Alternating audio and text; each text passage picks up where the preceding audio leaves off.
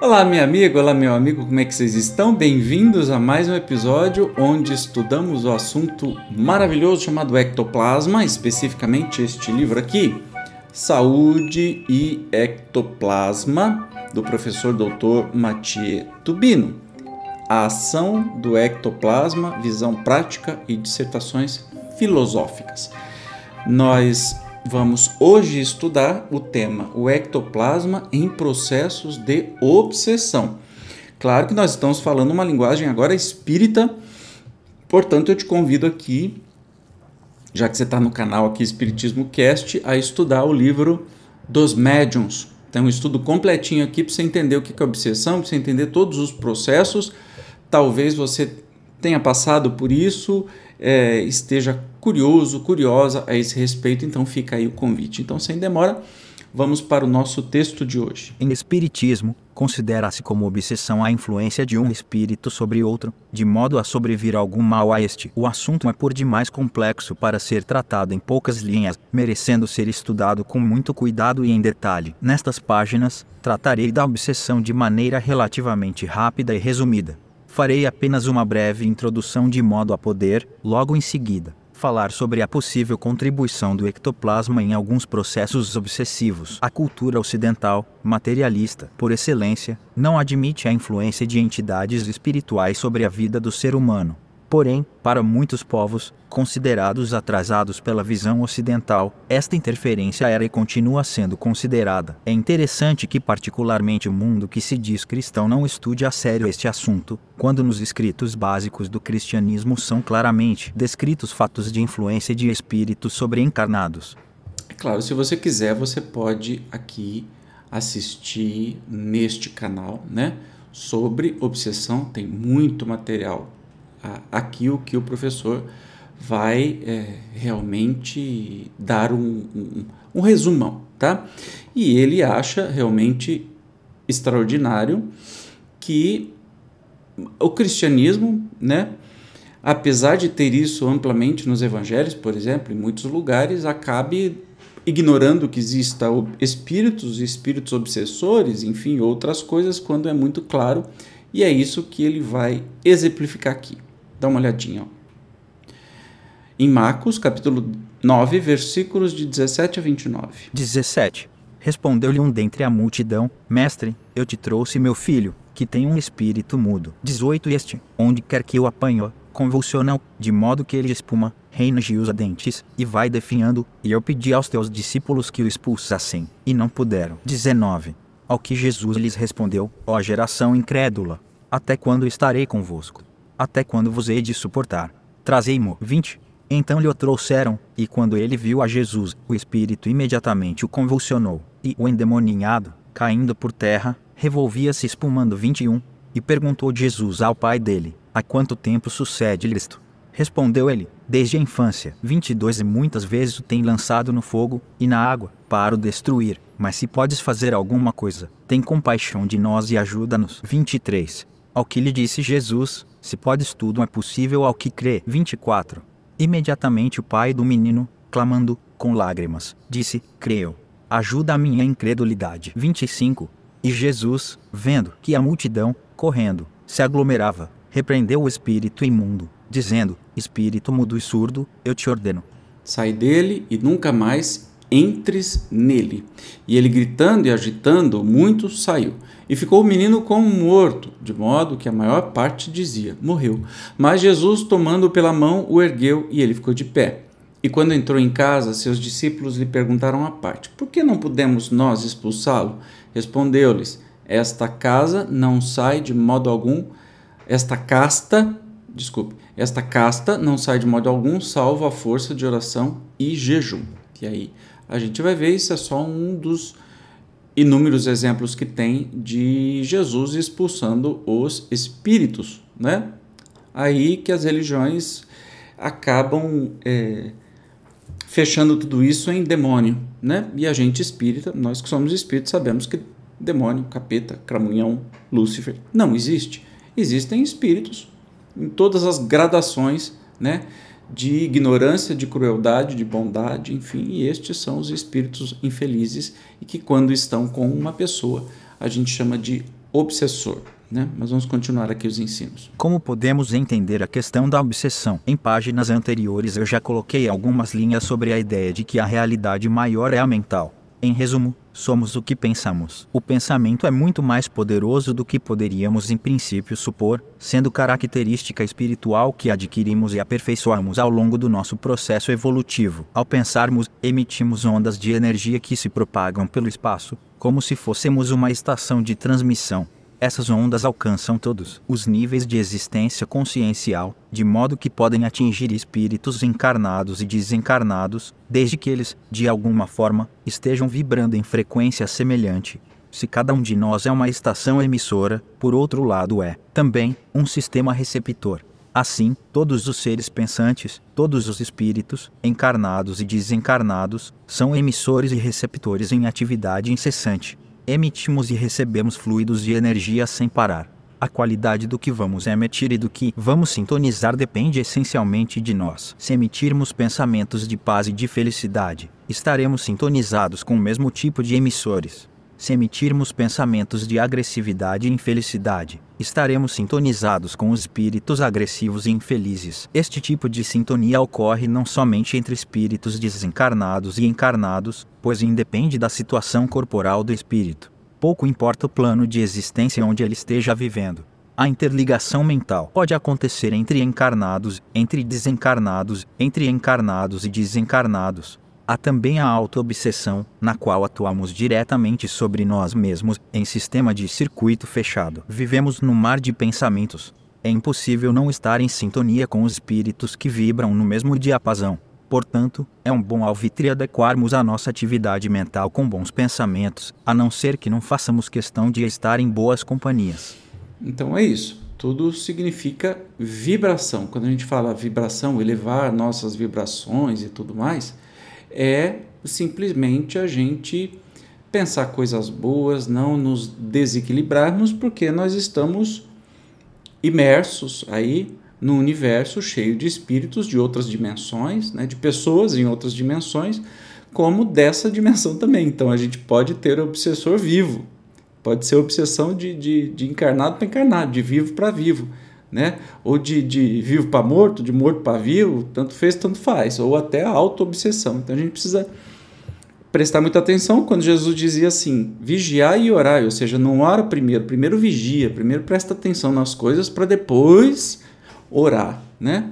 Porque se ficar só orando e pensar na morte da bezerra, você vai estar com o pensamento livre, é a boca falando repetidamente, parecendo uma maritaca, falando sem saber o que está falando, mas a cabeça está viajando. Sabe aquela plaquinha que a gente sempre encontra em centro espírita, silêncio é uma prece?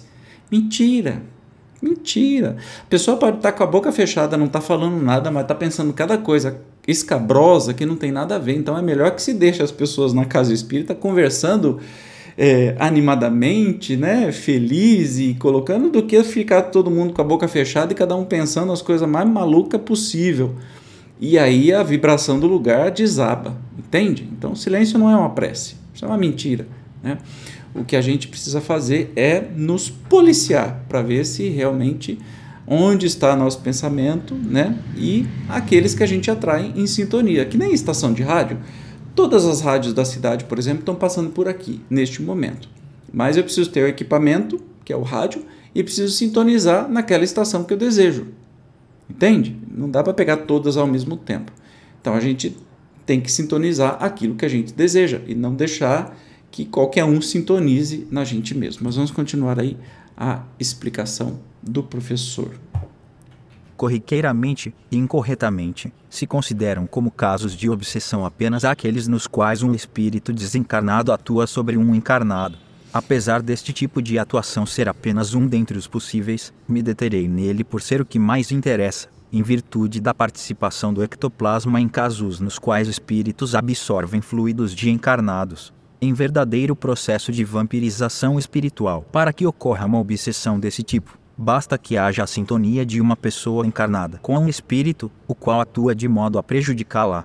Note-se que se sintonizarmos espíritos bons, também seremos espiritualmente influenciados. Este processo, porém, é dirigido para o bem e não para o mal, trazendo-nos, portanto, benefícios. Entendemos, por esta simples explanação, a importância, em nossas vidas, da prece autêntica, isto é, daquela ligada ao desejo de elevação espiritual, nosso e de nosso próximo. Como já explicado, o ectoplasma é característico do mundo material. Os espíritos, no plano em que vivem, não dispõem deste fluido. Já explanei, também, que o ectoplasma coexiste com a matéria densa, como que duplicando a componente material. Muitas pessoas acreditam que, quando morremos, quando o corpo de carne morre, ocorre transformação tal que deixamos para trás todas as nossas ligações com a matéria, com os nossos hábitos e costumes, etc. Na realidade, para a maioria de nós, devido ao nosso nível evolutivo, tal mudança não sucede em escala maior. Muitos apenas largam, e a contragosto, o corpo de carne, mantendo, na medida do possível, todo o comportamento que tinham antes do desencarne.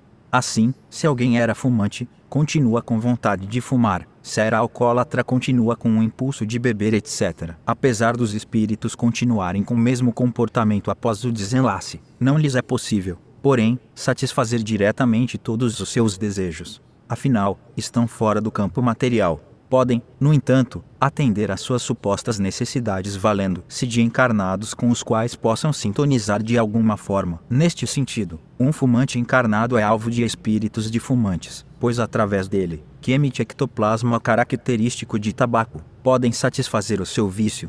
Da mesma maneira acontece com um alcoólatra, com um consumidor de drogas, com um glutão, etc. Surge aí uma pergunta: como pode o espírito desencarnado absorver tais fluidos? Apesar de se situar no estado próximo ao da matéria densa, o ectoplasma corresponde a uma situação intermediária entre esta e a do mundo dito espiritual. Deste modo, os espíritos, independentemente da qualidade de sua moralidade, podem fazer uso de nossas emissões ectoplásmicas se estivermos vibrando uma frequência que permita a sintonia mental com eles. E vai além, né? Depende do nosso próprio perispírito.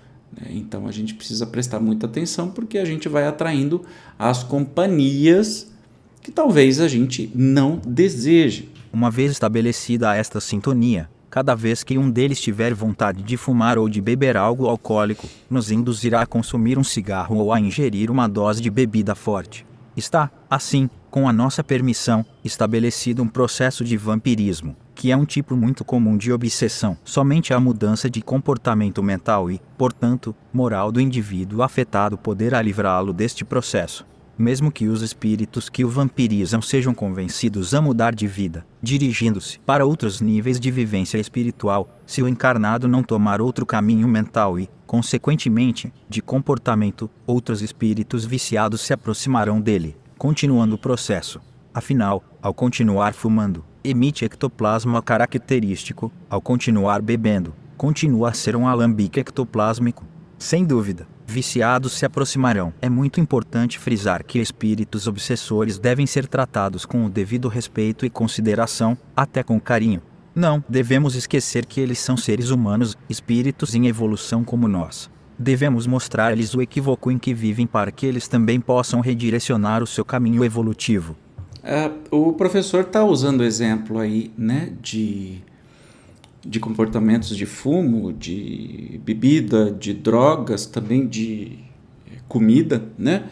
Mas eu acrescento que pode ser qualquer comportamento, qualquer sintonia, até por ódio, né? Crueldade, coisas assim, puramente emocionais que os espíritos obsessores, ou a gente vai atrair qualquer tipo de espírito que esteja vibrando naquela sintonia, que vem se satisfazer nos nossos atos e até nos induzir, né, a tais atos. Ele está falando disso, especialmente explicando sobre o ectoplasma, né, que está sendo usado aí por esses espíritos para sentirem estas sensações. Então, é aquela história que a gente possa escolher nossas companhias, em vida ou não. Que jeito? Sempre administrando os nossos pensamentos, né? para coisas boas, para coisas positivas, para a gente vibrar em energias, em pensamentos, em emoções superiores, onde a gente vai atrair simplesmente pessoas, né, de outras dimensões, chame de espírito, chame do que você quiser, que também vibram e pensam como a gente está pensando. E aí a gente atrai realmente aquilo que a gente quer atrair. E não existe, por exemplo, vítimas, né? Então você quer dizer que os obsessores são todos os maldosos, os mocinhos ruins? Primeiro que nenhum é o capeta, nenhum enfim, são pessoas, e como o professor disse, merece nosso carinho, né? Merece nosso respeito, nosso tratamento. Quem faz trabalho mediúnico sabe muito bem disso. E de novo te convido a estudar aqui o livro dos médiuns, e você vai entender direitinho como é que as coisas funcionam. Então estes espíritos são dignos, né, do nosso amor, do nosso carinho, e não do nosso medo de jeito nenhum, né? Porque o que muda a chave para eles escolherem um caminho melhor é justamente o amor que a gente possa emanar. Não é palavra, fórmula mágica, água benta, exorcismo, essas babaquice tudo que as pessoas acham que surte algum efeito, surte. Eles morrem de rir com isso e talvez ficam mais enfurecidos ainda porque é uma bobagem. São pessoas como nós, a gente tem que sempre ter isso em mente. Beleza? Falamos um pouquinho, só um tiquinhozinho sobre obsessão e uso do ectoplasma. Então, estude mais, que é bem interessante. No próximo episódio, vamos falar sobre o ectoplasma usado em trabalhos de cura, e a gente vai se encaminhando para o final deste lindo livro. Obrigado pela sua presença até aqui. Eu te encontro no próximo episódio. Até mais. Tchau.